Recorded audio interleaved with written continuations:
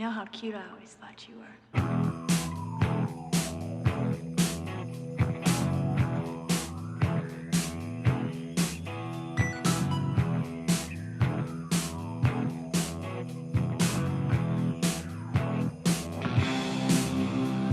Hey guys, it's Will. And I'm Mike. This is 80s Nerdgasm's best movies of 1982. 3, 2. I can't count today either. What's happening? Yeah, so 1982. And so the way we're doing this is that we have an Instagram account that is called 80. Jim is losing his mind. He loves it. He loves it. We have an Instagram account, 80s Nerdgasm. We got a really big community over there. And what we do is we post our lists of our top 5 movies from each year in the 80s. And then we ask people in the comments to give us their lists, and then we create a spreadsheet with all of the movies on it. We created a point system. We assign points to the movies. We add up the points, and then the movies with the most number of points become our top 10. So for 1982, at number 10, we have Wrath of Khan, which is a Star Trek movie. And Khan is like a really famous villain in the Star Trek world, and he was actually the villain that Benedict Cumberbatch played in the 9/11 conspiracy Star Trek movie, which is called Into Darkness, I think. I don't watch where it. Khan I'm not a big Star Trek Khan fan. is Osama bin Laden, right? And RoboCop plays the CIA or something. Peter Weller. Yeah, he's supposed to be like whoever you believe set up Osama bin Laden. Yeah, so but this is like a classic Star Trek movie. I think like a lot of people would point to this as the best of the original run of Star Trek films. So I'm not surprised probably. that it's on there. Like Star Trek has a really strong following, so that doesn't surprise me Not at all. surprising at all. So number 9 is Rocky 3. Dun, dun, dun, dun, dun, dun, dun, dun, And I think that's a good place for it because like the Rockies that people like really usually talk about is like 1 and maybe 2 and then 4. Before people talk about a lot, and then 3. So and then no one really talks about 5. But I have to say, okay, let me bring this up because I was born in Philly, and when I was a little kid, we lived right outside of Philadelphia in New Jersey, and so Rocky is obviously like a big hero there, right? Because the character's from Philadelphia, and I loved Rocky 5 as a kid, and in like 2nd or 3rd grade or whatever, we had an assignment where we had to write a story, and I wrote like a sequel to Rocky 5 about what happens to the son and like the continuation of his story, and then I made my classmates act it out with me, and I played Rocky's son. So I like Rocky 5. But yeah, I mean that's not a surprise, right? Like people Rocky love 3 Rocky. with Mr. T and Rocky. This is probably to me the second worst of the like original 5 after 5. But because of the name, because Rocky's still Mr. big T name, is in it. Mr. Hello. T's in it. It makes sense.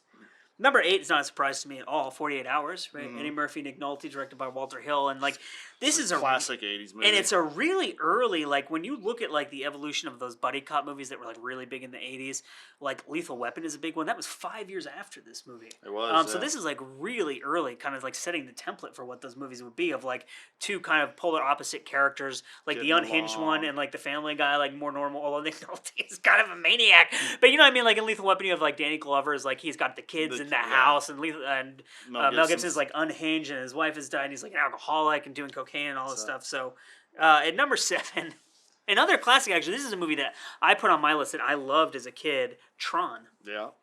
Where they go inside the video game. Jeff Bridges is in it.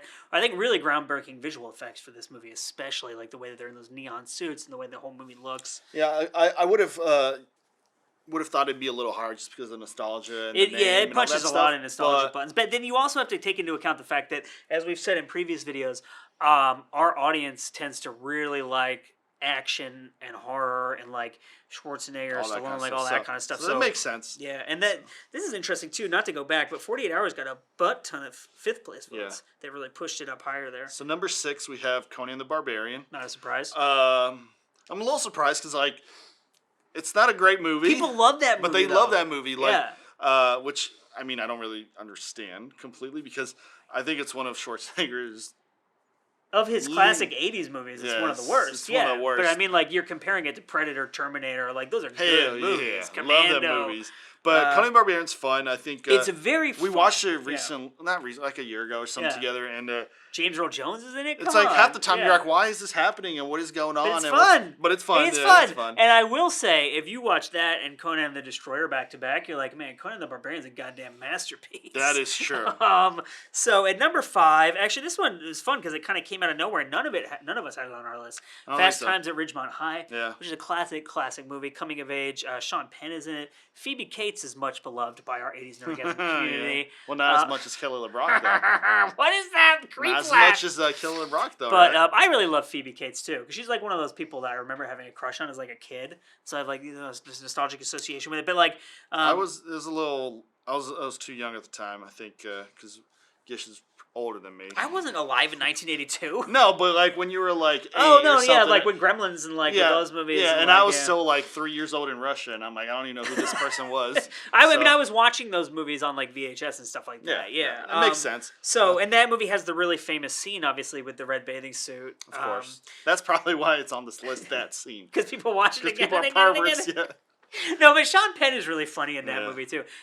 Right, so number four. Number 4, we have E.T., which I think I put at number 1 on my list if I remember, because I just it might have been. Like I tend to be like I try to push back against nostalgia, but when I sat down to make this list, I was like E.T. Oh my god, I love that movie. I think I had it it number 4 on my list. Yeah. What can we say about it? It's a classic Spielberg movie. It's like it did really well because it was different than as we go further along, and especially of the time. Like there's a lot of bad aliens, and this is like a family-friendly, good alien. You rooted for them. The kids were cool. But you also have like this movie essentially created the template for every single movie with the Goonies, and then obviously Stranger Things, the gang of kids, and they're riding their bikes, and they're intrepid, and they're solving problems, and they have like remember in the Goonies they had this what's that guy's name? Lug or Sloth? He's like their ET, right? They find this like miscreant guy and they protect him. I kind of actually thought this would be a little higher. Hey guys! But there's actually a huge, look at the point jump. But the huge jump between E.T. and the next film. And there's actually a big jump between E.T. and Fast Times too. Yeah, so E.T. is like in this weird in-between space. And we'll mention why that is in a bit. Number 3. First Blood, right? It's the first Rambo movie, but it's not called Rambo. It's called First Blood. John Rambo's a character. John Rambo's the character, and I'm guessing when it was conceived, it was like, this is a one-off movie, and everyone's like, we want more Rambo. So he's like, I'll give you more Rambo.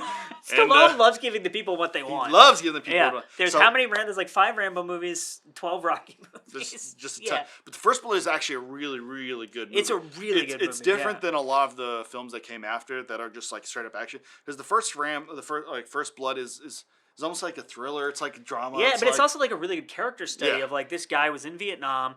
He doesn't have a place to fit in a society where he comes home. No. And he has a conflict with the sheriff. I was reading about this. I think this is really interesting. This was left out of the movie because they were editing it for time.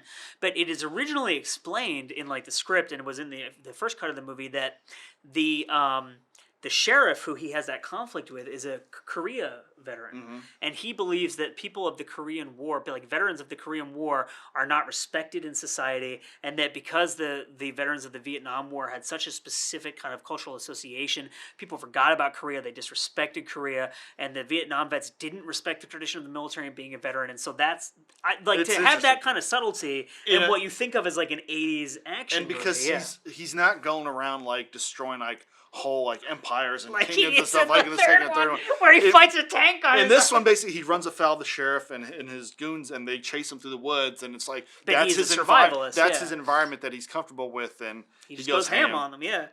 So I have to let you do the top 2 because they're 2 of your favorite movies ever, and we should also say there's a 20-point jump between number 3 and number 2, and then 1 and 2 are only really close, 2 points apart. And I think on my list, I think the first 4 is this. No, so what happened was Mike posted his list, and then everyone was like, yeah, Mike's list. And so it just kept getting more and more points. Because it's good. So number 2, it's good. I have Blade Runner. Blade Runner is fucking awesome. I think it has my favorite film score of any film in the history of film. Well, and it was so influential. So influential. Like, basically created the visual template for Cyberpunk, right? Completely. Yeah. And we watched it not that long ago, and it still looks so good, and it still really holds up really well. And it's got this, like... when you watch it, just like you want to keep watching because there's so much to see and it's built so well, and there's obviously different versions of it, so you have to be careful which version you watch. It's like at least 4 versions, right? Yeah. But it did well in first place. It did well in second place, and I think a couple third place, fifth place. It's done. I don't know what else to say. It's just an awesome film. Although I will say that one of us... I'm preaching to the choir because I'm guessing everyone who's watched this has seen Blade Runner and loved Blade Runner. But so someone left this off their list, and there was a guy who kept coming in the comments section being like, fire that person. That person's an idiot. No Blade Runner, no validity. And like all this crap. If we paid that person, we could fire them. But that's what I actually replied to the comment being like, we can't fire people.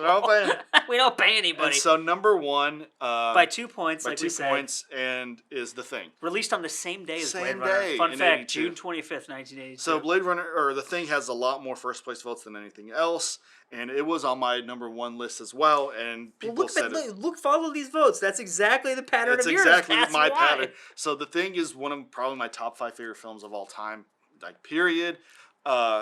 The sense of dread, paranoia, isolation it sets up in Antarctica and its base is like unsurpassed by any film I've ever seen. The special effects still hold up really well because they're all practically done, not CGI. The acting's great. The characters are great. Kurt Russell's good. Keith David's really good. Love Keith David. The What can I say? defibrillation scene. What can I say? Wilford Brimley's in it. Yeah, obviously. I love it when they put him in the shed, don't they? He's the one they put in the shed, right? The first 4 films. Get in that shed, old man. The first 4 films on this list, I think everyone's seen and everybody loves. So I can't really tell you much more about it.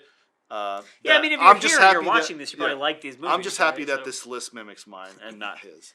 So good job, It's everybody. never going to mimic mine because I have good taste. No, you're just fat. All right, everybody. That was our list for 1982. My name is Will. And I'm Mike. And we will see you with 1983.